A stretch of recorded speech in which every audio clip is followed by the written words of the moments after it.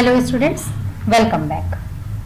Today in this video, we will discuss about Stalinism and collectivization. What is this Stalinism and what is the meaning of collectivization? We will try to understand these two concepts in this video, but before that, let's have a short recap of previous topic. Previous topic में हमने पढ़ा कि कैसे एक socialist society को establish करने की कोशिश होती है लेनिन और उसकी पार्टी के द्वारा।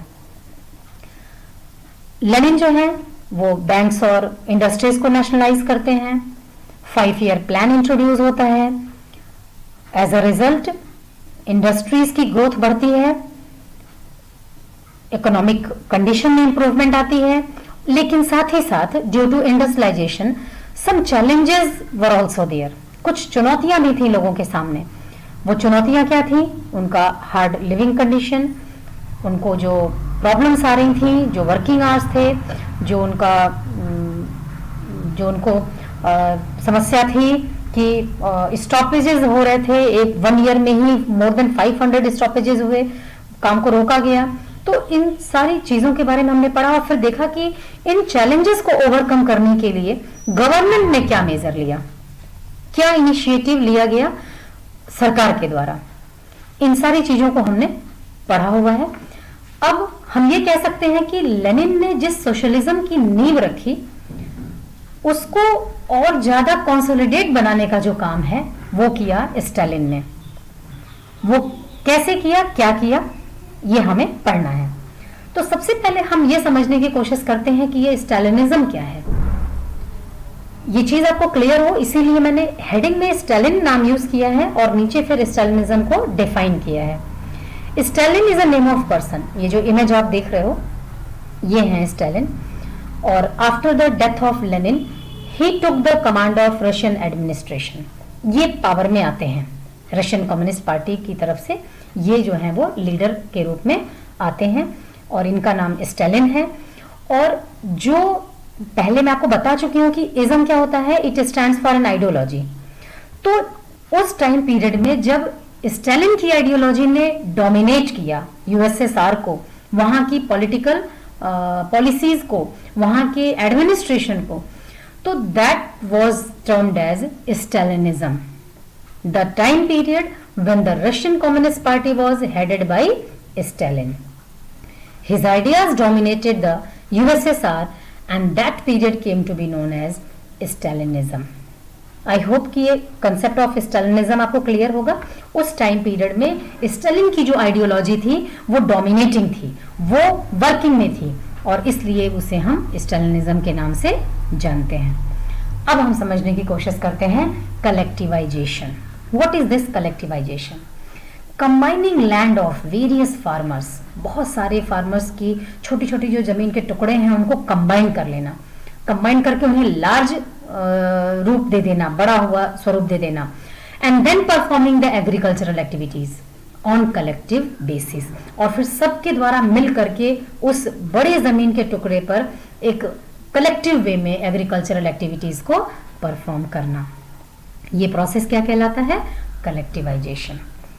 तो ये कलेक्टिवाइजेशन क्या था ये तो हम समझ गए, लेकिन ये कलेक्टिवाइजेशन की नीड क्यों हुई, क्या जरूरत थी कलेक्टिवाइजेशन की, क्यों सोचा गया कि छोटे छोटे किसानों की जमीन को इकट्ठा करके लार्ज फार्म में कन्वर्ट करना और फिर उस पर कलेक्टिव वे में एग्रीकल्चर करना, क्या इसका रीजन था, रीजन फॉर कलेक्टिवाइजेशन? आइए हम इसको समझते हैं। देखते हैं कि क्या कंडीशन थी यूएसएसआर की, सोवियत रशिया की।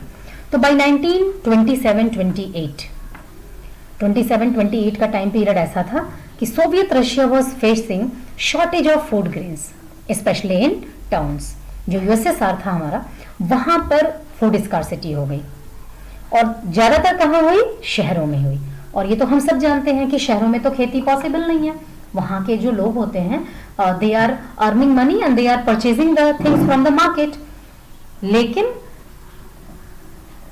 वहां पर वो खेती नहीं कर सकते और जो मार्केट में चीजें हैं, चीजों के दाम बढ़ रहे हैं। क्यों? क्योंकि डिमांड है ज्यादा और सप्लाई है लिमिटेड। तो ऐसी सिचुएशन में उन्हें फूड स्कार्सिटी की प्रॉब्लम को फेस करना पड़ रहा है। अब सरकार ने क्या किया इसके लिए, क्योंकि सरकार तो सबके लिए है, to overcome this government fixed prices at which grains must be sold. To overcome this, इस पर कंट्रोल करने के लिए, इस सिचुएशन को नियंत्रित करने के लिए गवर्नमेंट ने क्या किया, फूड ग्रेन्स की एक प्राइस फिक्स कर दी कि ये चीज इतने से अधिक में कोई नहीं बेच सकता है। कभी कभी गवर्नमेंट ऐसी इनिशिएटिव लेती है, ठीक है। तो यहां पर भी गवर्नमेंट ने क्या किया कि चीजों के, फूड ग्रेन्स की एक रेट लिस्ट तय कर दी कि इतने से अधिक में कोई भी जो किसान है या जो बायर्स होलसेलर्स हैं वो या मार्केट वाले हैं, वो इतने से ज्यादा में इस अनाज को या इस फूड ग्रेन को सेल नहीं करेंगे। एक रूल बना दिया गवर्नमेंट ने फूड स्कार्सिटी को कंट्रोल करने के लिए। But peasants refuse to sell their grain to the government buyers at these prices. किसानों ने मना कर दिया, विद्रोह कर दिया, बोला ना, सरकार कैसे तय करेगी, हमारी लागत इतनी लगी है, ठीक है, हमको उसमें अपना प्रॉफिट भी देखना है और सरकार जो मूल्य तय कर रही है उस पर तो हमें नुकसान है, हम इतने कम में कैसे बेच सकते हैं। अब इनका जब विरोध हुआ तो स्टालिन ने क्या सोचा कि कहीं ऐसा तो नहीं कि ये जो रिच पेजेंट्स हैं, कुलक्स वर्ड यूज हुआ है, कुलक्स मीन्स जो रिच पीजेंट थे ना रशिया के, जो वेल ऑफ फैमिली से बिलोंग करते थे, जो फाइनेंशियली साउंड होते थे, उन्हें कुलक्स कहा जाता था। तो स्टालिन को लगा कि ये लोग इतना विरोध कर रहे हैं कि गवर्नमेंट की डिसाइड की हुई प्राइस पे नहीं सेल करेंगे, कहीं ऐसा तो नहीं कि जो कंट्री साइड एरिया है वहां पर ये कुलक्स और ट्रेडर्स ने अपनी होल्डिंग कर रखी हो स्टॉक को, और इस उम्मीद में ये अभी मतलब चीजों को दबा दिए हों कि जब पैसे और बढ़ेंगे, दाम और बढ़ेगा तो फिर ये उसको अधिक कीमत में बेच करके और ज्यादा मुनाफा कमाएंगे। मतलब उसके मन में ये आया कि कहीं उन्होंने आर्टिफिशियल स्कार्सिटी तो नहीं क्रिएट कर रखी है। अब जब ये विचार मन में आया तो speculation had to be stopped and supplies confiscated. सरकार ने ये सोचा ये जो स्पेक्यूलेशन है, ये जो आर्टिफिशियल स्कार्सिटी क्रिएट की जा रही है होर्डिंग करके सामान की, ठीक है, वो हैड टू बी स्टॉप्ड, उससे बंद कर दिया जाना चाहिए। कालाबाजारी की किसी तरीके से परमिशन नहीं मिलेगी। एंड सप्लाईज कॉन्फिस्केटेड, और जो सप्लाईज थी उस पर रोक लगा दी। कैसे कैसे किया गवर्नमेंट ने ये काम? Grains producing areas were toward by the party. अब जो पार्टी मेंबर्स थे, ये जहां जहां जो ग्रेन प्रोड्यूसिंग एरिया थी वहां उन्होंने अपना टूर करना शुरू कर दिया। ये फाइंड आउट करने की कोशिश कर दी कि किस एरिया में कितना अनाज होता है, क्या प्रोडक्शन है, किस एरिया का कितना प्रोडक्शन है। इन सब चीजों के बारे में वो जानकारी इकट्ठा करने लगे कि अगर कोई हाई फर्टाइल एरिया है तो वहां प्रोडक्शन ज्यादा होता होगा, तो ये बात इन्हें आसानी से पता चल जाएगी कि चीजें तो अवेलेबल हैं लेकिन ये लोग आर्टिफिशियल स्कार्सिटी क्रिएट कर रहे हैं। इस पॉइंट ऑफ व्यू से पार्टी मेंबर्स जो थे वो डिफरेंट रीजन्स में टूर करने लग गए। इन्फोर्स्ड ग्रेन कलेक्शंस, और जबरदस्ती अनाज पाए जाने की स्थिति में जबरदस्ती उसे कलेक्ट करने लग गए, और जो पीजेंट्स थे उन्हें न चाहते हुए भी इन पार्टी मेंबर्स को अपना अनाज देना पड़ा। एंड रेडिंग कुलक्स, और जो कुलक्स थे उनके घर पर छापेमारी की जाने लगी, रेड डाले जाने लगे कि जितना अधिक उनके यहाँ से चीजें बरामद होंगी, मिलेंगी, तो फिर उन्हें सरकार क्या करेगी, अपने कंट्रोल में ले लेगी। ये सारे रीजन थी, ये सारी सिचुएशंस थी रशियन सोसाइटी की।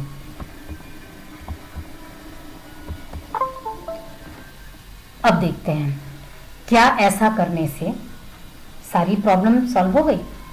सरकार ने जो ये मेजर्स लिए, क्या फूड स्कार्सिटी की समस्या का समाधान हो गया? No. Despite all these shortage continued. इतना सब सरकार ने किया, प्राइस फिक्स कर दिया, कुलक्स के यहाँ रेड कर दी, और टूर किया लोगों ने, पार्टी मेंबर्स ने, जहाँ पर एग्रीकल्चर प्रोड्यूसिंग एरियाज जो थे वहाँ जबरदस्ती किसानों को दबाव बना करके उनके यहाँ से ग्रेन कलेक्शन कराया गया। इतने मेहनत के बावजूद जो फूड स्कार्सिटी की कंडीशन थी उसमें बहुत ज्यादा चेंज नहीं आया, सिचुएशन वाज रिमेन सेम। अब क्या किया? अब स्टालिन ने सोचा कि मैंने तो ये सब करके देख लिया कि शायद वो आर्टिफिशियल स्कार्सिटी क्रिएट कर रहे हों, होर्डिंग्स कर रखी हो उन्होंने, लेकिन ऐसा कुछ भी नहीं मिला जिसकी वजह से हम इस ऑड सिचुएशन को ओवरकम कर पाए। तो अब एक आर्ग्यूमेंट दिया स्टालिन के दिमाग में, फिर एक आर्ग्यूमेंट आया, एक बात आई कि small size holding was also a reason for shortage.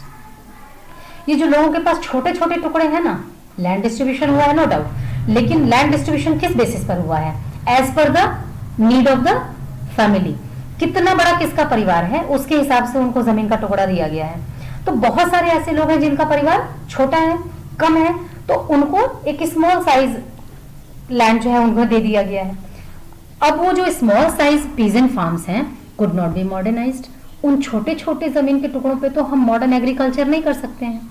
ये तो आपको भी पता है, आपने भी पढ़ा है इकोनॉमिक्स में कि मॉडर्न एग्रीकल्चर में क्या होता है, हम मशीन्स का यूज करते हैं, लेस लेबर रिक्वायरमेंट होती है और मोर मशीन्स का इस्तेमाल होता है। तो छोटे छोटे फार्म्स में मशीन का यूज कैसे पॉसिबल है?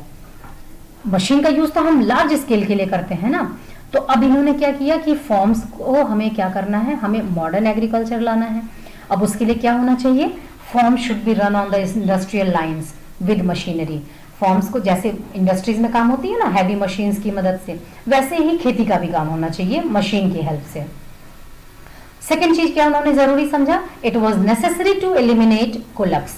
और उनका मानना था कि जो रिच पीजेंट्स थे ना, ये socially and economically dominating position में थे और इन्हें ये कुलक्स को एलिमिनेट करना बहुत ज्यादा जरूरी था। ऐसा स्टालिन का मानना था कि ये कुलक्स जो है ना वो गवर्नमेंट ऑर्डर्स को डिफाई करते हैं और चूंकि ये पावरफुल है, सोशल रेपुटेशन भी इनकी अच्छी है, इकोनॉमिक पोजीशन भी इनकी अच्छी है, तो जो छोटे मोटे किसान हैं जो इन कुलक्स के खेतों में काम करते हैं वो चाहते ना चाहते हुए भी कुलक्स की बातों को मानते थे। तो अगर ये कुलक्स ही हमें एलिमिनेट कर दें, हम लार्ज पीजेंट्री का जो कंसेप्ट चला रहा है हम अगर उसे एलिमिनेट कर दें और large state control farms establish कर दें तो फिर ये सारी समस्याएं दूर हो जाएंगी। तो it was necessary to eliminate kulaks, उन्होंने कुलक्स को एलिमिनेट करना, उन्हें रिमूव करना जरूरी समझा। And large state controlled farms must be established, और उन्होंने ये सोचा कि एक बड़ा मतलब हिस्सा होना चाहिए जमीन का, एस्टैब्लिश किया जाना चाहिए इन छोटे छोटे किसानों की जमीनों को लेकर के, और उस पर कंट्रोल किसका होगा, स्टेट कंट्रोल, मतलब गवर्नमेंट का कंट्रोल होगा। सभी किसानों के जमीन को ले लिया जाएगा, उस पर स्टेट का मतलब गवर्नमेंट का कंट्रोल होगा और कलेक्टिव फॉर्म में लोग जो है वहां पर खेती करेंगे। वहां पर जैसे हम इंडस्ट्रीज में देखते हैं ना शिफ्ट वाइज ड्यूटीज लगती हैं, सुबह में 7 बजे से दोपहर 3 बजे तक, फिर 3 बजे से रात के 11 बजे तक, 11 से सुबह फिर 7 बजे तक। तो ये ऐसे ही जो ये किसान हैं ये एक फार्म्स पूरा ले लिया जाएगा सभी किसानों का, उस पर एक बड़ा फॉर्म कंस्ट्रक्ट हो जाएगा, सारी जो फेंसिंग होती है, बाउंड्री होती है, जो मेड़ वगैरह बना के लोग बाइफरकेट करते हैं कि यहाँ से यहाँ तक हमारी ज़मीन है, यहाँ के बाद आपकी दूसरे की है। तो ये सारे जो हैं वो डिफरेंसेस जो हैं वो डिसॉल्व कर दिए जाएंगे। एक बड़ा हिस्सा होगा ज़मीन का वो गवर्नमेंट के अंडर में आएगा, और जैसे लोग वहाँ काम करते हैं, फैक्ट्रीज में काम करते हैं शिफ्ट वाइज पैटर्न में, लाइक वाइज मैनर वो यहाँ इन खेतों में भी काम करेंगे। प्रोडक्शन होगा, वो प्रोडक्शन जो है वो सरकार तय करेगी उसका रेट, और जैसे इंडस्ट्रीज में वेजेस मिलते हैं वैसे इन फार्मर्स को भी वेजेस दे दिए जाएंगे। और जो अनाज होगा उस पर प्राइस उसका तय करना, उसको सेल करने के बारे में टोटल जो प्रोसेसिंग है उसकी, उस पर किसका कंट्रोल होगा, गवर्नमेंट का कंट्रोल होगा। इट वॉज कलेक्टिवाइजेशन, ये था कलेक्टिवाइजेशन की मीनिंग। अब सवाल ये उठता है कि were people willing for that? ये तो स्टालिन सोच रहा है ना, ये स्टालिन की प्लानिंग है सारी कि ऐसा कर दिया जाना चाहिए, क्योंकि जो छोटी छोटी जमीन के टुकड़े हैं वहां पर हम प्रोडक्शन ज्यादा नहीं कर पा रहे हैं, और अगर हम प्रोडक्शन बढ़ाना चाहें मॉडर्न एग्रीकल्चर के थ्रू तो भी हम नहीं कर पा रहे हैं, क्योंकि उतनी छोटे छोटे खेतों में कैसे मशीन्स काम करेंगी, मशीन्स तो लार्ज स्केल के लिए होती हैं। लेकिन अब क्या वो जो स्मॉल फार्मर्स थे, वेरियस फार्मर्स थे, क्या वो इस चीज के लिए तैयार थे? No. There were many problems in collectivization programme, बहुत सारी समस्याओं का सामना करना पड़ा इस कलेक्टिवाइजेशन प्रोग्राम को इम्प्लीमेंट करने में। तो क्या वो प्रॉब्लम्स हुई, कैसे उन्हें ओवरकम किया गया, स्टालिन ने क्या स्टेप्स लिए? About all these we will read and discuss in our next video. Thank you.